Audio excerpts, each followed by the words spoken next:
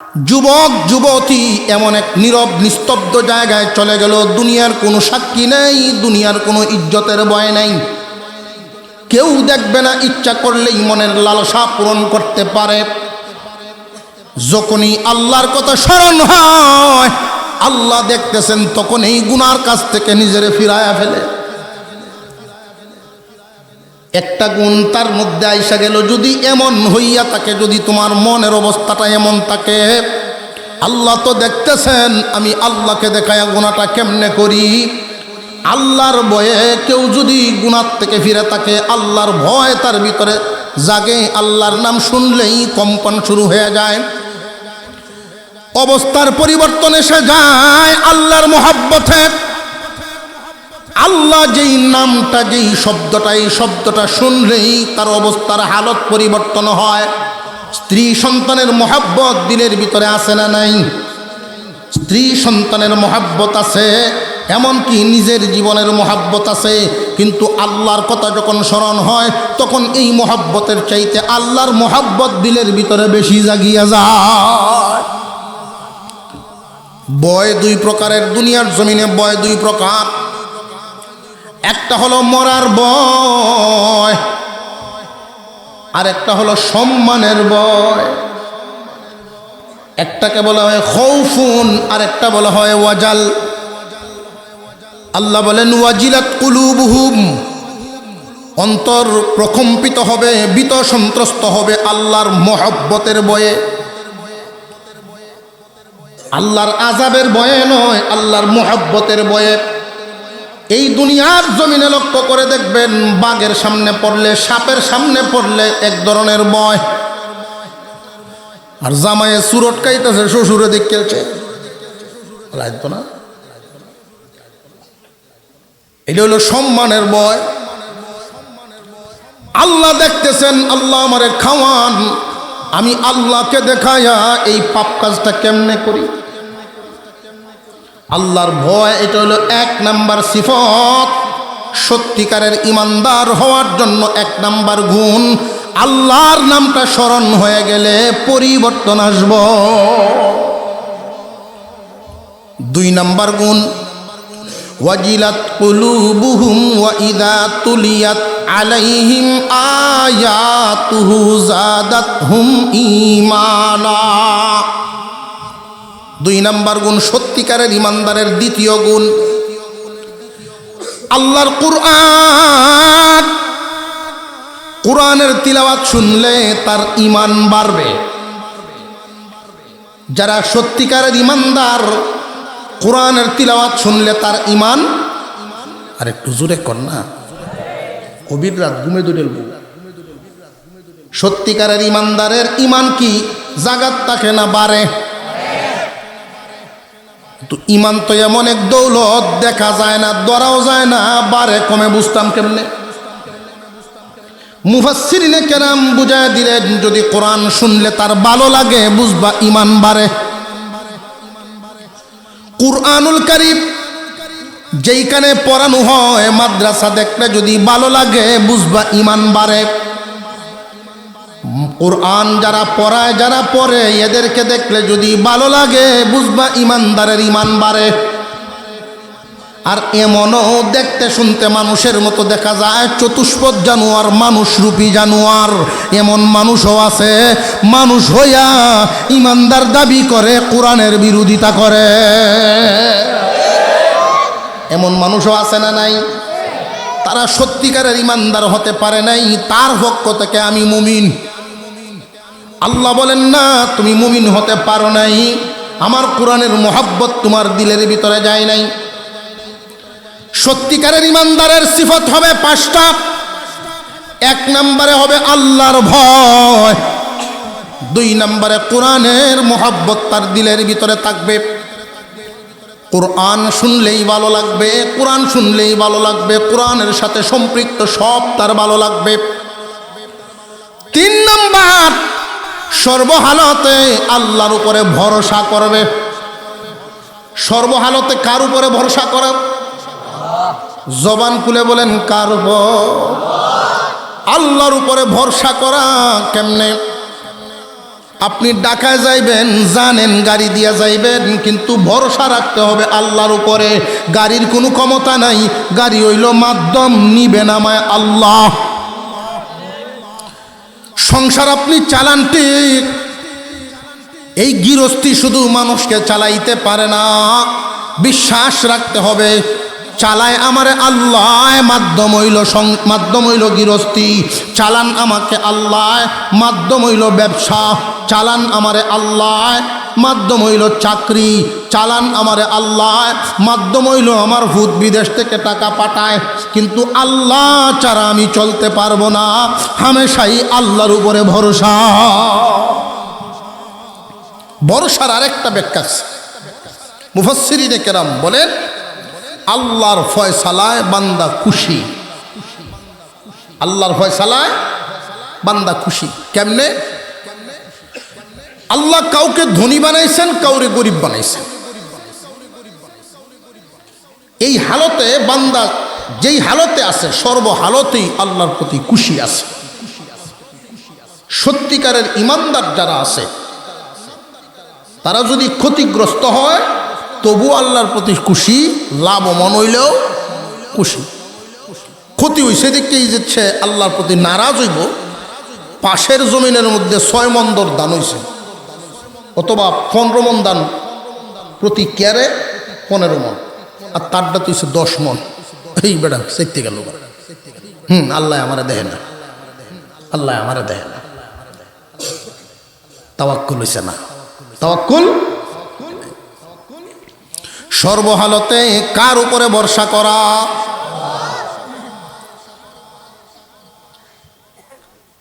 রাজা উজির, 2 বন্ধু। রাজার বড় শখ হইছে, বড় এক মাছ আনছে, মাছটা নিজের হাতে কাটবো।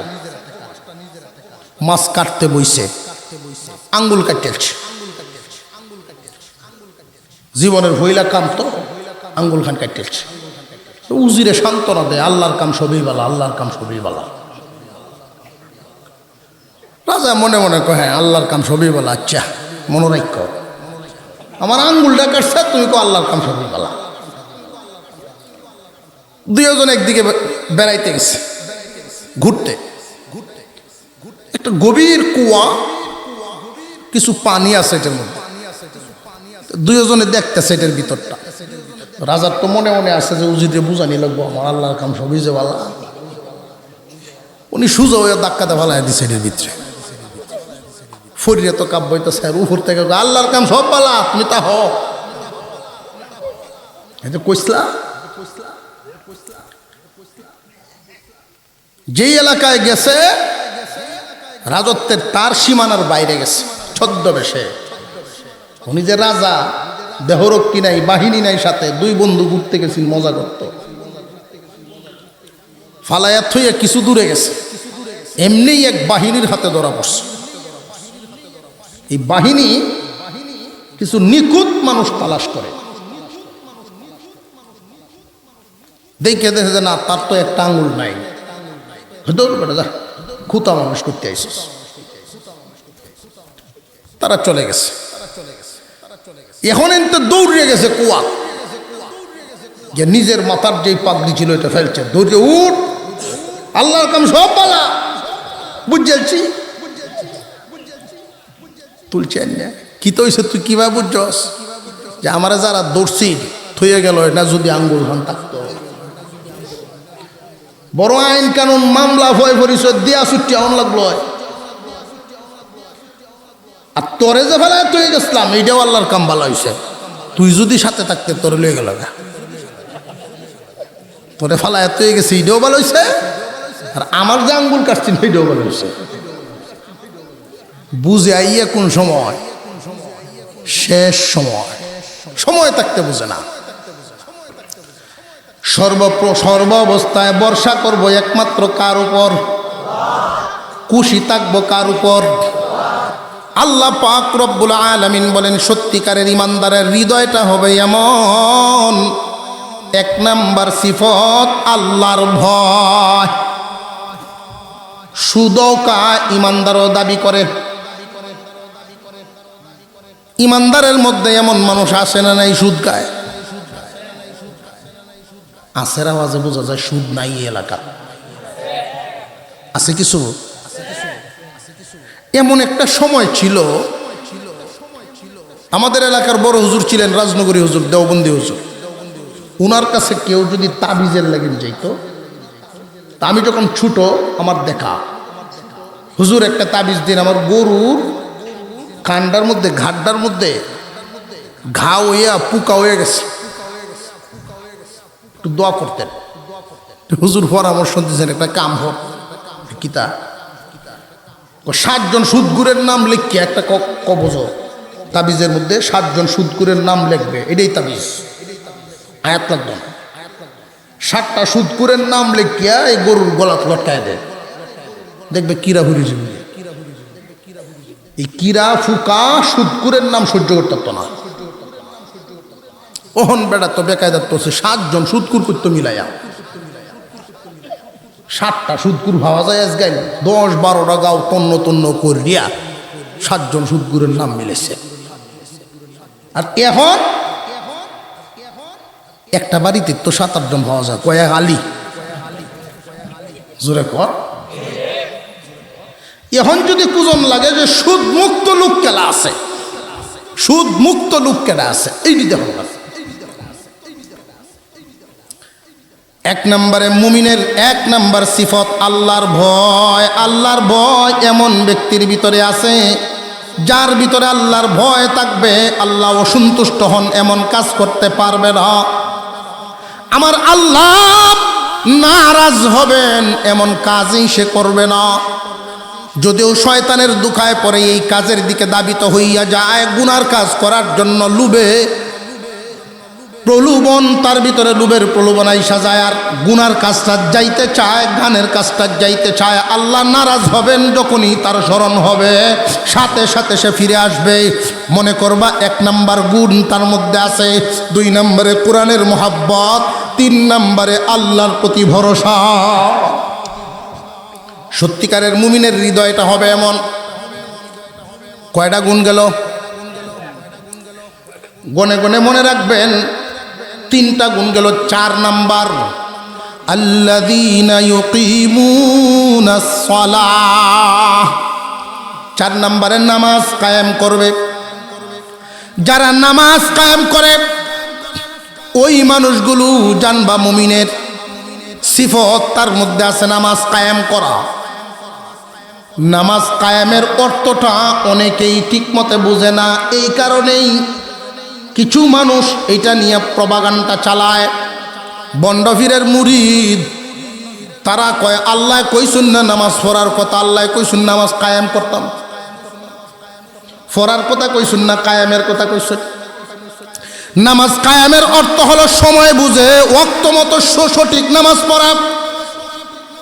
নামাজের একটা বডি আছে, আমাদের যেমন বডি আছে নামাজেরও বডি আছে। আমাদের বডিতে দেখবেন এমন অঙ্গ আছে যেই অঙ্গ না থাকলে আমরা বাঁচব না। নামাজেরও এমন অঙ্গ আছে যেই অঙ্গ না থাকলে ছুটিয়া গেলে নামাজই হবে না। আমাদের বডিতে এমন অঙ্গ আছে যেই অঙ্গ ছাড়াও আমরা বাঁচব। যেমন একটা মানুষের একটা চোখ নাই না, মানুষটা বাঁচবনি না বাঁচত না।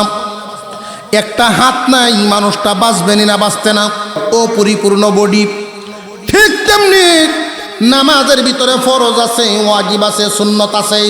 নামাজের ভিতরে সুন্নত ছুটিয়া গেলে নামাজ হবে ঠিক, কিন্তু সৌন্দর্য নষ্ট হবে। আল্লাহ পাক রব্বুল আলামিন হুকুম দেন নামাজ কায়েম করো, এমনভাবে নামাজটা পেশ করো যেন নামাজ পরিপূর্ণ হয়। তাসবিরে তাসবি বানাও, রুকুরে রুকু বানাও, কেরাতকে কেরাত বানাও। সুবহান রাব্বিয়াল আযীম, সুবহান রাব্বিয়াল আযীম, সুবহান রাব্বিয়াল আযীম 3 বার কইলে অন্তত পক্ষে 2-3 সেকেন্ড সময় তো লাগবে। এমন নামাজ পড়তেছে রুকুত গিয়াই খালি 8 কোটি ছইছে, ছইয়ে গেল সবিন সবিন সবিন সবিন, সুবহান রাব্বিয়াল আযীম লাগাতার সবিন সবিন কইয়া উঠতে উঠছে। নামাজকে নামাজ বানাও, নামাজের প্রত্যেকটা অঙ্গকে পরিপূর্ণভাবে আদায় করো। রে ইমানদার মুসলমান, নামাজ তোমার পরম বন্ধু হবে। কেমন বন্ধু জানোনি? একজন মানুষকে যখন কবরের জগতে রাখা হবে, জোহরের নামাজ একটা বডি নিয়ে তার সামনে দাঁড়ায় থাকবে, আসর পর্যন্ত পাহারা দিবে। আযাব যদি তার দিকে আসতে চায় তারে আসতে দিবে না। আসর পর্যন্ত আমি তার ডিউটি করব, আযাব তুমি দূরে তাকায়া থাকো। সে জোহরের নামাজ আদায় করেছে, এই জন্য আমি জোহর একটা বডি নিয়ে দাঁড়ায় আছি। যদি আসরের নামাজ আদায় করা থাকে, ওই আসরের নামাজ একটা বডি নিয়ে মাগরিব পর্যন্ত পাহারা দিবে। মাগরিবের নামাজ আদায় করলে মাগরিব একটা বডি নিয়ে এশা পর্যন্ত পাহারা দিবে। এশার নামাজ ফজর পর্যন্ত, ফজর আবার জোহর পর্যন্ত। 5 ওয়াক্ত নামাজ 5টা বডি নিয়ে তারে পাহারা দিবে। যদি কোনো একটা ওয়াক্ত ছুটিয়া যায়, আযাবে সুযোগ পায়া ঢুকিয়া যায়, তার উপরে প্রয়োগ হয়।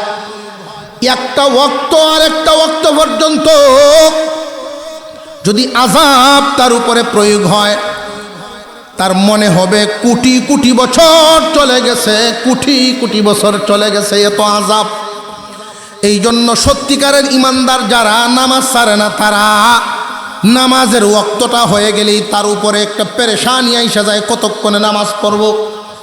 সত্যিকারের ইমানদার আত্মীয় বাড়িতে যদি যায়, তার বিছানাপত্র কেমন এটা দেখে পরে, নামাজের বাউ আসেনি ওইটা দেখে আগে, নামাজের ব্যবস্থা আসেনি, মসজিদ কাছেনি, ওইগুলো দেখে আগে। সত্যিকারের ইমানদার যদি আরেকজনের সাথে আত্মীয় করে, সহায় সম্পত্তি কি পরিমাণ আছে ওইটা দেখে পরে, ঘরের মানুষগুলো নামাজি নি বেনামাজি ওইটা দেখে আগে। আমরা তো এমন মানুষও আছে সারা পরিবারে একজনও নামাজ পড়ে না, এমন পরিবারও আছে না নাই? এই পরিবারগুলো তো মুসলিম পরিবার। কি পরিবার? মুসলিম পরিবার। নামাজ নাই এই পরিবার, মুসলিম পরিবার কেমনে? আশ্চর্যের সাথে বলতে হয়, শয়তান খুব খুশি হয়। শয়তান তো এমন খুশি যে এই এলাকায় আমার দলের লোক বেশি। শয়তানে যদি ইলেকশন করতাম তো আমরা ভাস করতাম। একজন শয়তান কারোছে, একজন হুজুর কারোছে, বুট হ্যাঁ পাইতো না বেশি। আপনারা ঘুমাই গেছেন গিয়া, হ্যাঁ ভাই আর বেশি। এই কথাটার বাস্তবতা বর্তমানে কি আপনারা টের পান না? 5 জন ক্যান্ডিডেট যদি ইলেকশনে কারো হয়, যদি দেখা যায় যে না নামাজ কায়েম করেনেওয়ালা একজন কারোই উঠছে, তো 2-4 জন বুঝদার তারে গিয়ে কই ভাই তোমার মতো মানুষ ইলেকশন হইয়ে এবার আরো দম হয়, তোমার মতো মানুষ নইয়ে। সবচেয়ে যে খারাপ এইটারে বুট দেয় বেশি আরো। তাহলে দল কাড্ডা বাড়ি, সদস্য 5 জন করো, একজনও নামাজ পড়ে না। এটা কি ইসলামের পরিবার না শয়তানের পরিবার? কথাটা বুঝে আসতেছে আপনাদের? পরিবারটা শয়তানের, রহমত চায় আল্লাহর, সাহায্য চায় আল্লাহর। আল্লাহর সাহায্য চাইলেই তুমি পাইতা না, তুমি আল্লাহর পরিবার হিসেবে নাম লেখাও আগে, যে ইসলামিক পরিবার, আল্লাহর রহমত ফেরেশতারা লইয়া যাইব করো। নামাজ কায়েম করা, 5 ওয়াক্ত নামাজ। আত্মীয় বাড়িতে গেছি আমি, নতুন শগন হইব, নতুন শগন, যে বেটা তালই হইব এ বেটারে ডাকতাছি, এদিকে আসেন আমরা আসরের নামাজটা একসাথে করি, মসজিদ দূরা। আপনার অসুবিধা হইতেছে? রাত তো অনেক হয়ে গেছে, আপনারা এনতে বিদায় নিয়ে আমি কেন্দ্র যাই। কেন্দ্র চিনছেন না? এই গানটা নেই পারে। আল্লাহু আকবার। আসলে তো এই দিকে সুযোগ হইলে তো সহজেই আসিন, আমরা কাছেই আসলাম, আসা যাওয়া করণ গেল। এখানে অনেক পুরাতন আত্মীয়, অনেক পুরান আত্মীয়। রাস্তা বলে ওই বহুঞ্চি, তবে আমার আমলে ওই কিনা আল্লাহ জানে। এই দুনিয়া ঘুরে যাওয়ান লাগে, ম্যাপে যখন দেখি যায় রে বিশম্বরপুর, আর কিন্তু কত কাছে, তাহেরপুর নেত্রকোনার কেন্দ্র কত কাছে। কলমাহান্দালাত গেলি তো গেলাম গা, ধর্মভাষা গেলেই গেলাম না, কিন্তু এই যে যাওয়াটা এত বড় কঠিন, দুনিয়া ঘুরে যাওয়ান লাগে, খুব লম্বা চূড়া হবে না। আমরার পরিস্থিতিটা, নামাজের যে বিষয়টা, এটা মাথার টুপি আছে ঠিকই, পাঞ্জাবিও আছে, তা আমি নামাজের লাগি ডাকছি, এটা কি অপরাধ? মনে হচ্ছে তো নামাজ পড়ে, পরে বুঝলাম যে না, এটা বয়সের পাঞ্জাবি, নামাজের না। টুপিটাও যেটা দিছে এটা বয়সের, মেমানদারির, মেমান আই বসে বাড়ি টুপি মাথার দিছে। এখন ঘরের যারা আছে, হুজুর বেটা নামাজ কারো হেরো গিয়া কইতেছে নামাজের লেগিয়া, বেটা কারো হয়েছে ঠিকই দুইজন। যখন নামাজে সালাম ফিরাইছি আমি, সালাম কোন দিকে ফিরানি? হইলা ডান দিকে, হে বেটা ফিরে যাচ্ছে বাম দিকে, মুখ তো এক কান হয়ে আসছে। সবচেয়ে আশ্চর্য লাগলো আমার কাছে, আমি যখন কইছি আসসালামু আলাইকুম রহমতুল্লাহ, বেটা কো ওয়ালাইকুম সালাম। নামাজ পড়ে, এই বেটা নামাজ পড়ে, মসজিদের কাছে জীবনে গেলে অন্তত সালাম পিরানি তো শিখল। আমার বুঝ হয়েছে আরে বাবার এই জীবনটা কই খাটাইলা। আমার আন্দাজ হয়ে গেছে পরিবারের এই লোকের যদি এই হালত হয়, ছোটর আর না জানি কোন হালত। নামাজ কায়েম করা, পরিবারের নামাজ কায়েম করা, পরিবারের কর্তা যিনি, উনি নামাজ পড়বেন, বিবিরেও নামাজ পড়াবেন, সন্তানদেরকেও নামাজ পড়াবেন। তুমি একজন মানুষ মুরব্বী, তোমার ছেলেদেরকে যে এই ছাদের নিচে, ঘরের বেড়ার নিচে যে জায়গা দিলা, তুমি মুরব্বী যদি ঘোষণা দাও আমার বাদ যদি খাওয়ান লাগে, আল্লাহর হুকুম পালন করন লাগবো। ছেলেরা রে, আমার সম্পদে যদি ভাগ বসানো লাগে, আল্লাহর হুকুম পালন করতে হবে। নামাজ ছাড়া আমার ঘরও খাওয়ান নাই। 2-4 দিন কইয়া দেখো, হয়তো তোমারে গালিগালাজ করতে পারে, আব্বা বড় করা, কিন্তু যেই দিন তুমি বাবা থাকবা না, কবরের কাছে দাঁড়াইয়া ওই ছেলেই কানবো আর কইব, আব্বা নামাজের শাসন এখন আর কে করব? বালর জন্য যদি শাসন করেন, তাৎক্ষণিক মনক্ষুণ্ণ হইতে পারে, কিন্তু পরবর্তীতে ঠিকই সুনাম বলবে, খুশি হইব, দোয়া করব। হাজী সাহেবের বাড়ি বিয়া, হাজী সাহেবের বাড়ি বিয়া, মসজিদের ইমাম সাহেব বললেন যে হাজী সাহেব, মসজিদের সভাপতিও আপনি, হাজী সাহেবও আপনি, বিয়া বাড়ি দিয়ে আপনার বাড়ির সাউন্ড বক্স বাসে গেল লাগে কন্যা যায় গেল ফেরে ভারী না। অথচ হাজী সাহেব একটু ঢিল দিছে, দেখ কেন্নে হইতাছে। যদি টাইট দিতেন যে আমার বাড়িতে এগুলো চলবে না, উঠতি বয়সের ছেলেরা মেয়েরা এক কান হয়ে গিয়ে হাজী সাহেবের সমালোচনা করলো, বুড়িয়ার তাহাত তাকে 500 টাকা ঋণ বালা আছি। কিন্তু তারাই আবার তোমার ব্যাপারে বলবে, রে ভাই যে না হাজী সাহেব সঠিক লোক, অন্যায় হইতে দেয় নাই, অন্যায় হইতে দেয় নাই। আর যদি অন্যায়টা হইতে দেও, আপুস কইরে লাই, অন্যায়ের সাথে আপুস কইরে লাইলে তারাই একদিন সমালোচনা করব, দেখছি কোন জাতের হাজি, দেখছি মনে হচ্ছে হাঁটা বেগটা বালা আসিন না হজ করার। 3 লাখ যে হজ করছে, 1 লাখ মনে হয় বেজাল টাকা আসিন, কথা বুঝে আসছে, তারাই সমালোচনা করে। নামাজ কায়েম করা কয় নাম্বার গুণ বুঝলে তুই তো না। 1 নম্বরে আল্লাহর ভয়, 2 নম্বরে কোরআনের মোহাব্বত, 3 নম্বরে আল্লাহর প্রতি তাওয়াক্কুল রাখা, আল্লাহর প্রতি ভরসা করা, আল্লাহর ফয়সালায় তুমিও খুশি, আল্লাহর সন্তুষ্টিতে আমিও সন্তুষ্ট। 4 নম্বর নামাজ কায়েম করা। 5 নম্বর আল্লাহর দেওয়া মাল আল্লাহর রাস্তায় দেওয়া। আল্লাহর দেওয়া মাল হইল কেমনে? আমার সম্পদ আল্লাহর দেওয়া হইল কেমনে? হ্যাঁ, আমার সম্পদ আল্লাহর দেওয়া। আল্লাহ যদি ইচ্ছা করতেন গরিবের ঘরেও জন্ম দিতে পারতেন, পারতেন না? পারতেন না? প্রাইমারি ফাঁস মাসও কামায় 1 লাখ, ডিগ্রি ফাঁস 10,000ও কামাইতে পারে না।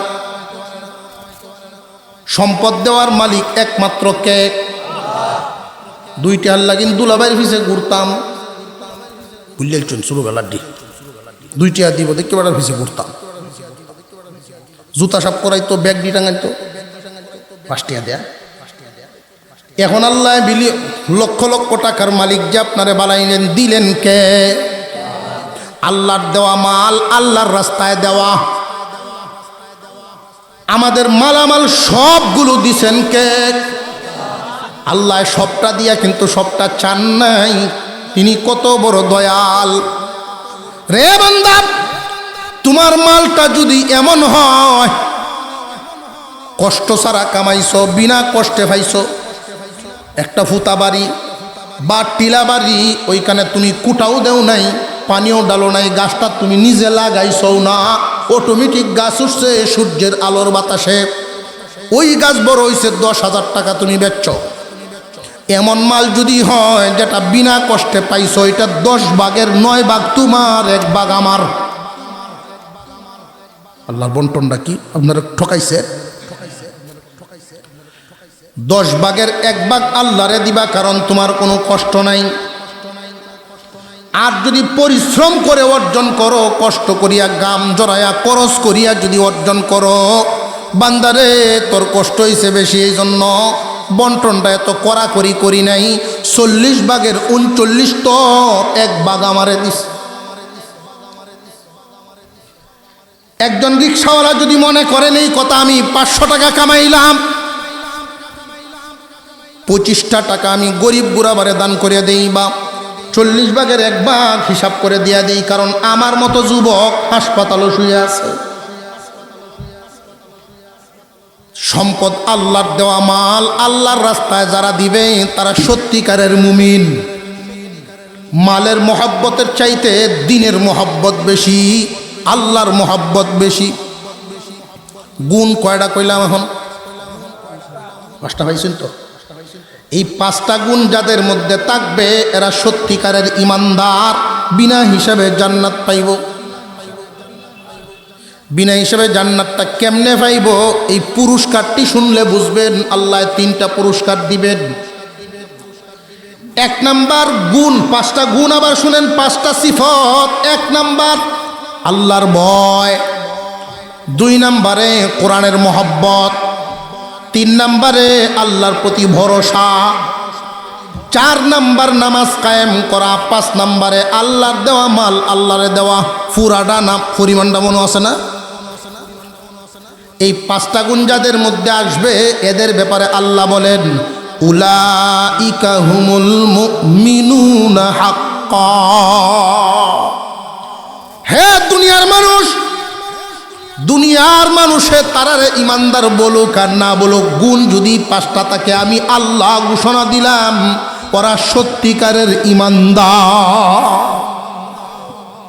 সুরে কন্যা সুবহানাল্লাহ। আপনারা ঘুমায় আসছে, কেলা কেলা ঘুমো ভাই সাহেব, একটু হাত তুল ভাই।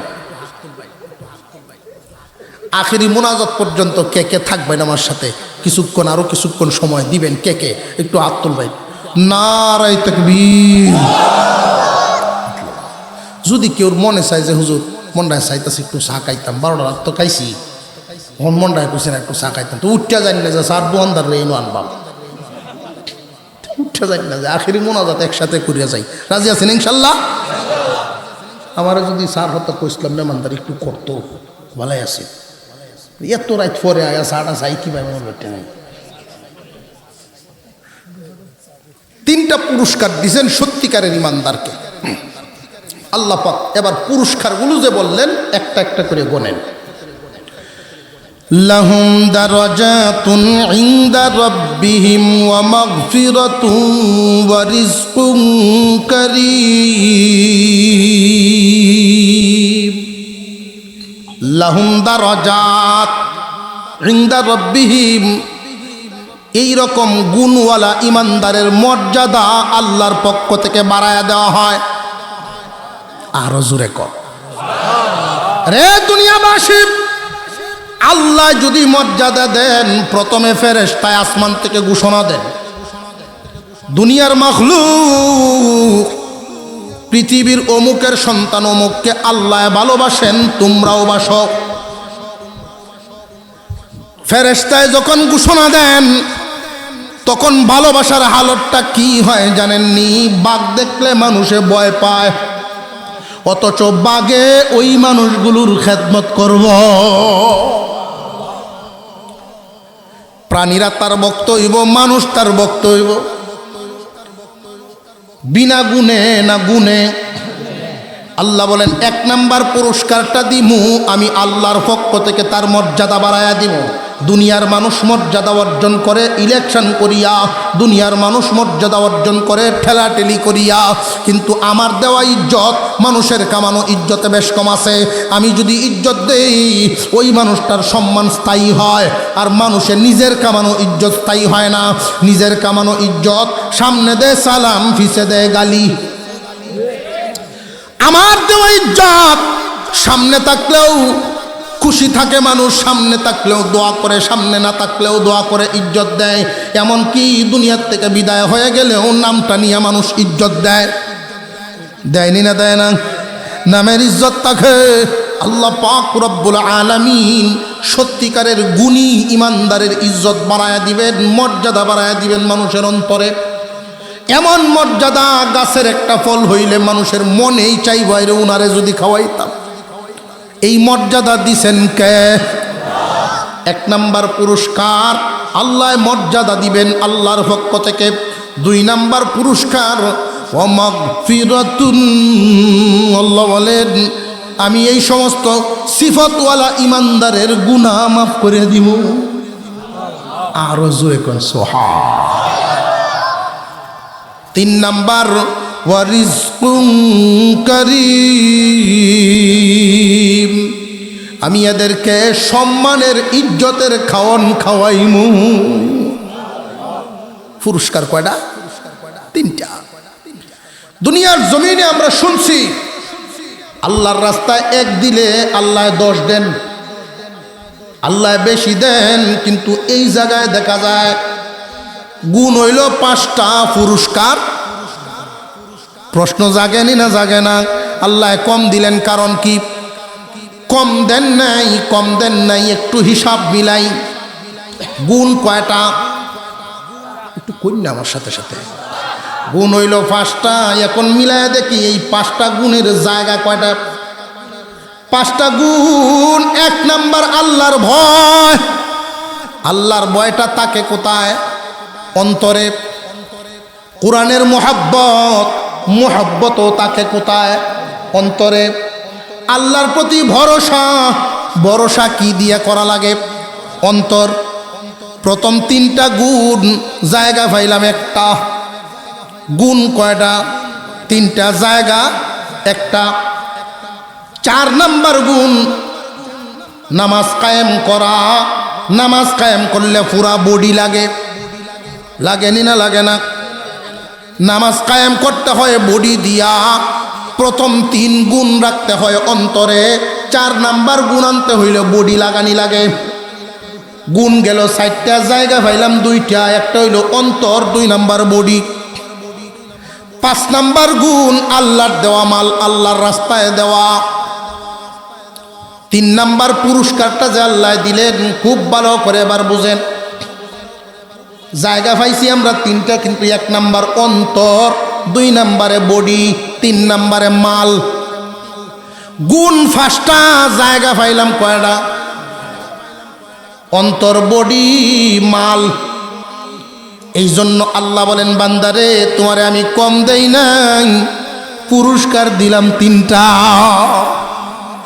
যেই অন্তর 3 গুণে গুণান্বিত, এই অন্তরওয়ালা মানুষটার ইজ্জত বাড়ায়া দেই, যেন অন্তরে প্রশান্তি পায়। যেই বডি নামাজ কায়েম করে ফেলে, এই বডি দিয়ে যত গুনাহ করছে সব গুনাহ মাপ। আমার দেওয়া মাল যারা আমারে দেয়, আমি এই মানুষগুলোরে না খাওয়ায় রাখতাম না। আল্লাহ বলেন এদেরকে আমি সম্মানের খাওয়ান খাওয়াইমু। এই জগতে কত ধনী ধনী মানুষ অসম্মানের খাওয়ান খায়, কেমনে জানেননি? 5 আল জমিনের মালিক, কিন্তু খাওয়ানটা শেষ পর্যায়ে সম্মানের খাওয়ান খায় যাইতে পারে না। নাড়াছাড়ার খাওয়ান, বেইজ্জতের খাওয়ান। ফুতের বয়ে খাওয়ান দেয়, দিলে কষ্ট দিয়া দেয়। এমন দৃষ্টান্ত জমিনে আছে না নাই? আল্লাহ বলেন বান্দারা তোমরা গুণ অর্জন করো, ব্যবস্থা আমি করমু। আল্লাহর দেওয়া মাল, আমার দেওয়া মাল হিসাব করে করে আমারে দিও, বাকিটা তো তোমার থাকবে, ব্যবস্থা নিমো আমি। কেমন ব্যবস্থা?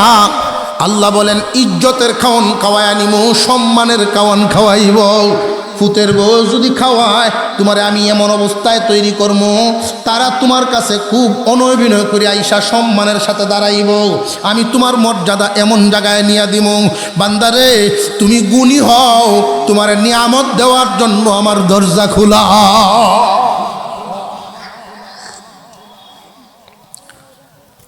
মুনাজাতের আগে আমি কিছু গুণী মানুষ চাই। আল্লাহর দেওয়া মাল আল্লাহর রাস্তায় দেওয়া, এটার তো খাত লাগবো, খাত। সর্বপ্রধান খাত হইল নিকটাত্মীয়। নিকটাত্মীয়দের মধ্যে যারা গরিব গুরাবা, এদের খোঁজখবর নেওয়া, এদেরকে দান করা।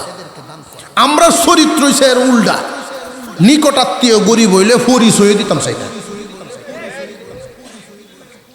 আপন বাইক না গরিব, বইন জামাই বইন গরিব হয়েছে, মামু ধনী, এমন আছে না? কেউ যদি জায়গায় অমুক কিতা লাগে, আমরা রে বাইক না, আমরা রে বাইক না, বুঝা যায় গাঁয়ের মাতার বাড়ি।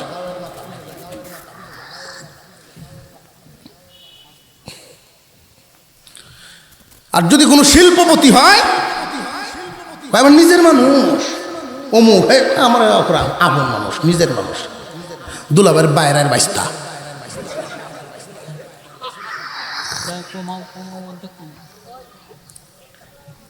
কথা বুঝাইতেছে? আহা,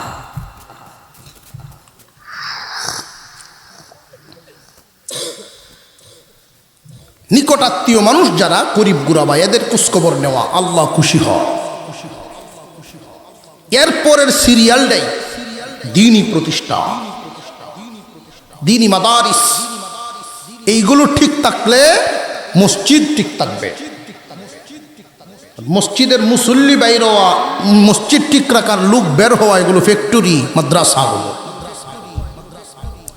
এই মাদ্রাসাগুলো যদি ঠিক থাকে, ইসলাম ঠিক থাকবে, দিন ঠিক থাকবে। দিন থাকবে তো দুনিয়া থাকবে।